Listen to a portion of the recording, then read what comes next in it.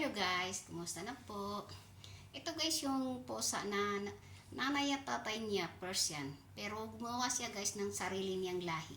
Kasi tingnan niyo guys, hindi mahaba ang buhok. Maiksi ang buhok guys. Gumawa siya ng sariling lahi guys. Tingnan niyo. Ito si Logie. Ano na sila guys? Mag 11 months na sila or 10 months. Mag 10 months na sila guys. Imposible na tutubuan pa ito ng buhok. Tingnan nyo.